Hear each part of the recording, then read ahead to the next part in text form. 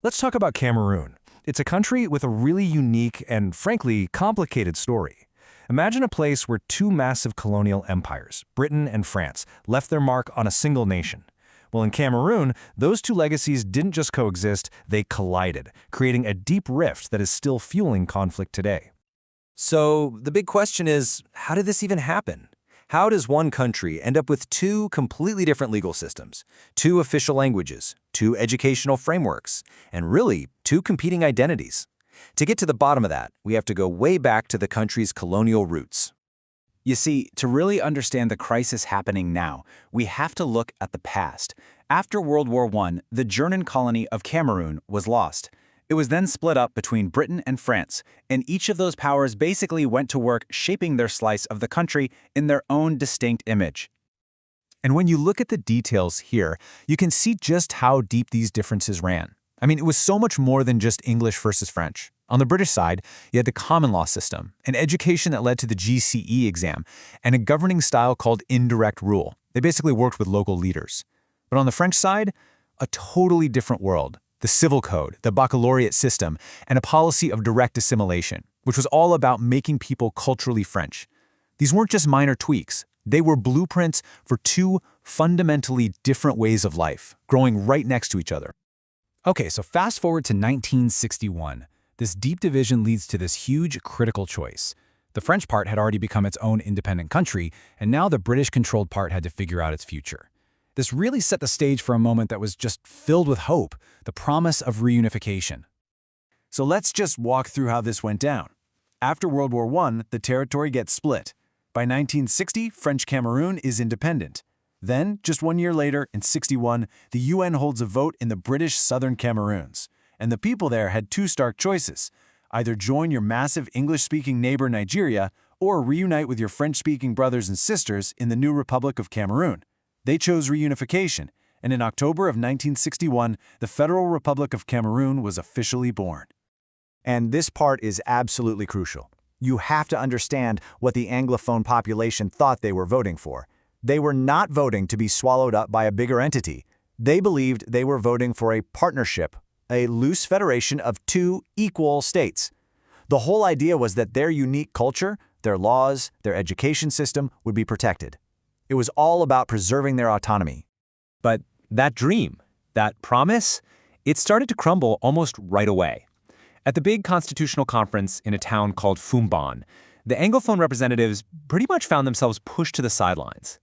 The constitution that came out of it created what historians now call a sham federation. It looks good on paper, but in reality, it created an incredibly centralized government, putting almost all the power into the hands of the Francophone president, Amadou Ahidjo. And this brings us to the next and kind of sad chapter in this story.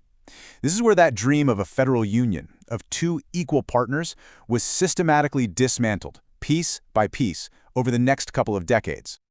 The first big move was political. In 1966, President Ahidjo just dissolved every single political party, including all the ones from the Anglophone region. He then forced them all to merge into one single party, the Cameroon National Union. It was a pretty blunt move to centralize power and just erase any kind of regional political voice. Then, in 1972, came the final nail in the coffin. A referendum was held that completely abolished the federation. Gone. In its place, you get the United Republic of Cameroon, a unitary state run entirely from the capital, Yaoundé.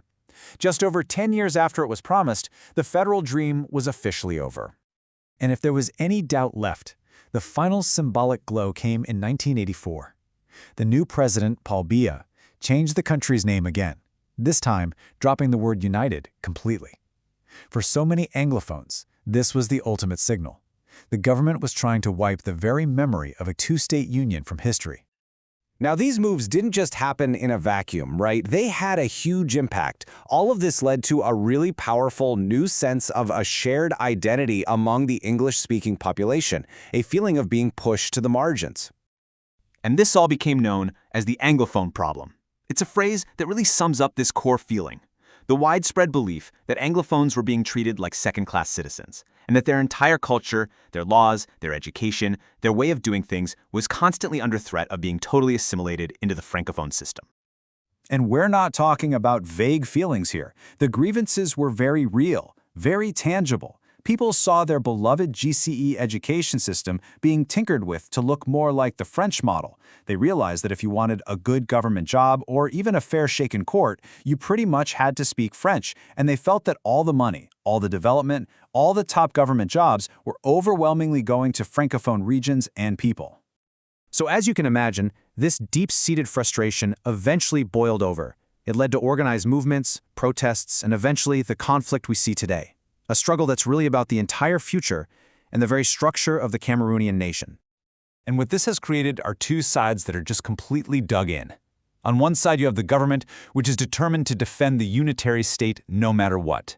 They'll use tactics like divide and rule to play the two Anglophone regions against each other, and they'll appoint loyal Anglophones to high-profile jobs to create an image of inclusion. But on the other side, you have the Anglophone movements demanding a return to that original federal system. And for the more radical groups, the only solution they see now is to break away completely and form their own independent country. Which leaves us with this final, really challenging question. Here we are, more than 60 years after that reunification vote, and those original fault lines are deeper than ever. Can a nation that was forged from two such starkly different pasts ever truly overcome that history and build a future where everyone feels like they belong? That, right there, is the unresolved heart of the crisis in Cameroon.